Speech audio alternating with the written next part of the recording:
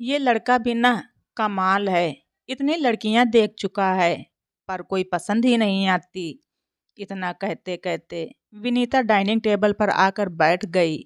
मोहित के पापा मोहन जी अखबार में झांकते हुए बोले, बेटा तो मेरा है पर गया अपनी माँ पर है। जो भी काम करता है सब्र से सोच समझ कर ही करता है। तुम देखना बहू भी अच्छी ही ढूंढ कर लाएगा। पापा ये लड़की देखो। मोहित अपना आईपैड लेकर आ गया। देखने में तो सुंदर है ही और समझदार भी है। मैं कई महीनों से इससे चैटिंग कर रहा हूँ। अरे भाई तुम्हें पसंद है तो इस लड़की से मिल तो ले। मोहन जी ने जवाब दिया।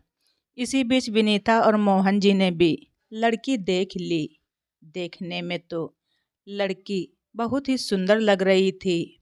विनीता ने कहा, चलो इस लड़की से मिल लेते हैं और परिवार वालों से भी मिल लेंगे। तो फिर कल कानपुर चलते हैं। मोहित ने कहा, कानपुर? विनीता चौंकी। इतने बड़े दिल्ली शहर में तुझे कोई लड़की ही नहीं मिली।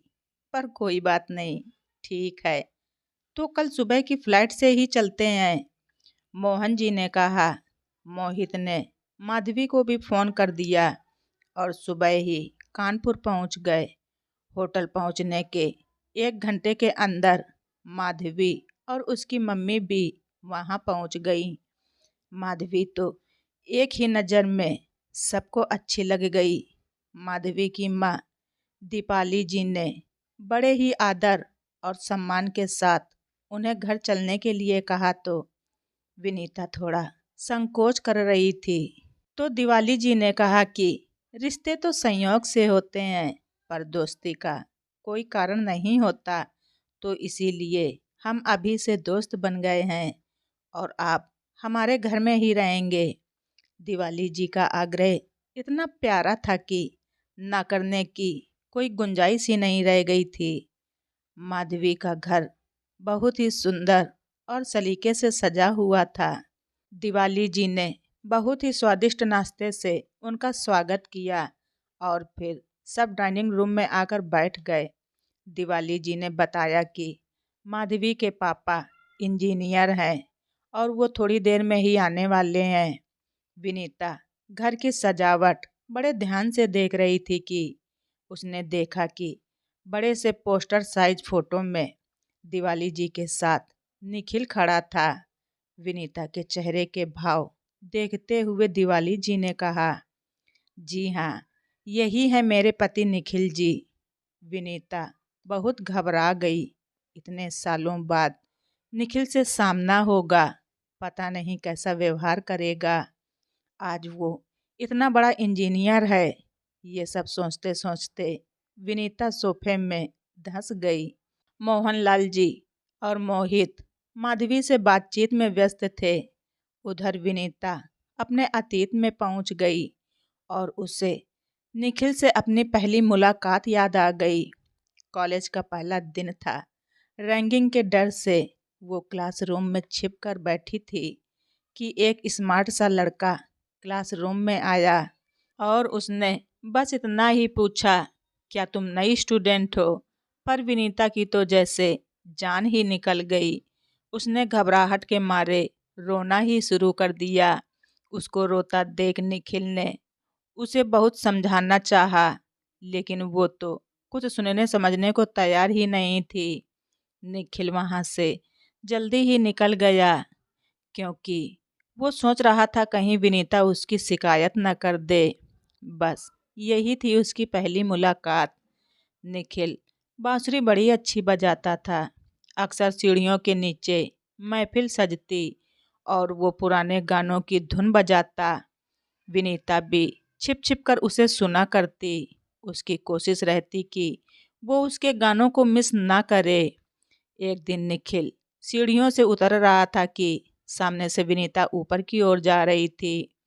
इसी बीच निखिल का पैर फिसल गया। विनीता ने उसे संभालने की पूरी कोशिश की, लेकिन फिर भी निखिल के पैरों में मोच आ गई। विनीता ने उसे टैक्सी स्टैंड तक छोड़कर आई क्योंकि निखिल ड्राइविंग नहीं कर सकता था।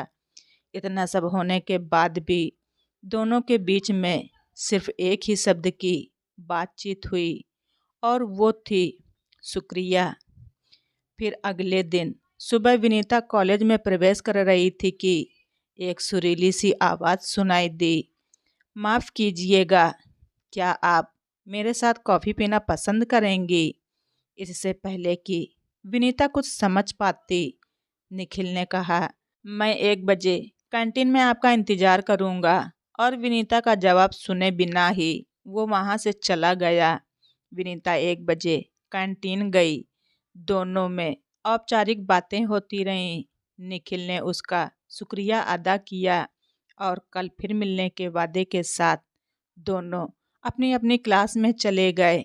अब तो उन दोनों का रोज रोज मिलने का सिलसिला शुरू हो गया, पर जगह बदल गई। अब वो कैंटीन के पीछे वाले पार्क में बैठते, घंटों बातें करते। उनको मिले अभी 5 महीने ही हुए थे कि विनीता के घर में उसकी शादी की बात शुरू हो गई। पर निखिल को अभी अपना करियर बनाना था। वो अभी किसी भी हाल में शादी के बंधन में नहीं बंधना चाहता था। विनीता की शादी मोहनलाल के साथ तय हो गई।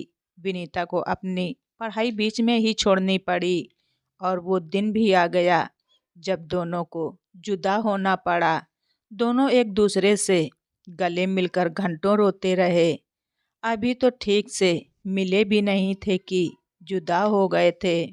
निखिल ने जुदा होते हुए कहा कि जब भी मुझे याद करना, इज्जत से करना, खुश होकर करना और मोहन के साथ रिश्ता भी पूरी ईमानदारी के साथ निभाना।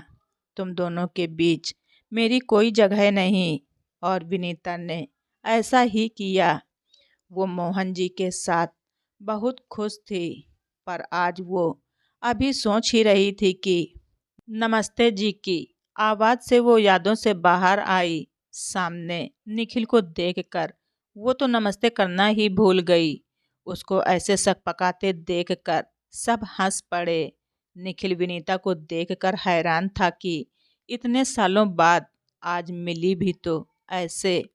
रात को खाने की टेबल पर निखिल ने विनीता से कहा, विनीता जी, मैंने पहले भी कहीं आपको देखा है। किस कॉलेज में थी आप?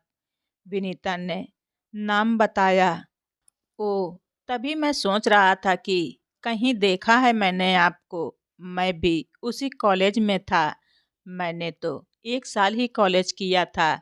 इससे पहले विनीता अपनी बात पूरी करती, मोहन जी आ गए और विनीता के कंधों पर प्यार से हाथ रखते हुए बोले, फिर हम आ गए और कॉलेज छूट गया। हंसी मजाक के माहौल के बाद सब अपने अपने कमरे में चले गए। विनीता बालकनी में खड़ी थी कि निखिल ने आकर पूछा, कैसी हो विनीता? विनीता की आंखें नम हो गईं। ठीक हूँ, जवाब दिया। तुम कैसे हो? इतने बड़े इंजीनियर बन गए हो। हाँ विनीता, मैं बहुत खुश हूँ। दिवाली से तो तुम मिल ही चुकी हो। बहुत ही समझदार है, निखिल ने जवाब दिया। लेकिन तुमने सबके सामने हमारे कॉलेज की बात क्यों की? विनीता, अगर कभी ये बात खुलती कि हम एक ही कॉलेज में थे और हमने ये बात सबसे छिपाई है तो गलत होता। पर अब क्या होगा? निखिल, मैं मोहित के लिए माधवी का हाथ मांगना चाहती थी। अब मैं क्या करूं? कैसे मना करूं? क्यों? निखिल चौंका। क्या माधवी तुम्हें पसंद नहीं या और कोई बात है? नहीं निखिल, इस रिश्ते के बाद हम बार बार मिलेंगे। तो क्या? निखिल ने कहा। विनीता, अब हम बच्चे नहीं हैं, बड़े बड़े बच्चों के माँ बाप हैं। अपने अपने पार्टनर के साथ पूर्ण रूप से खुश हैं। क्या दोस्त आपस में मिलते नहीं? इसमें गलत क्या होगा? मैं डरती हूँ कि कहीं दबे अरमा फिर से ना उबाल मार दें और दोनों परिवारों की रुसवाई हो, विनीता ने कहा। और 2 बूंदें आंखों से उसके गालों पर लुढ़क आईं। लेकिन निखिल अच्छी सोच वाला समझदार व्यक्ति था। उसने विनीता को समझाया कि दोनों बच्चे एक दूसरे को पसंद करते हैं। इन बच्चों में भी हम अपने अतीत की खुशबू महसूस करेंगे। मैं भी बेफिक्र रहूँगा कि मेरी बेटी तुम्हारी छत्र छाया में है और मोहित भी मेरे बेटे की कमी को पूरा करेगा। सब ठीक रहेगा, तुम बेफिक्र रहो। तो दोस्तों, आप सभी लोगों को हमारी ये स्टोरी कैसी लगी कमेंट बॉक्स में ज़रूर लिखें। चैनल पर नए हैं तो सब्सक्राइब करना ना भूलें। धन्यवाद। रिचा वाइस।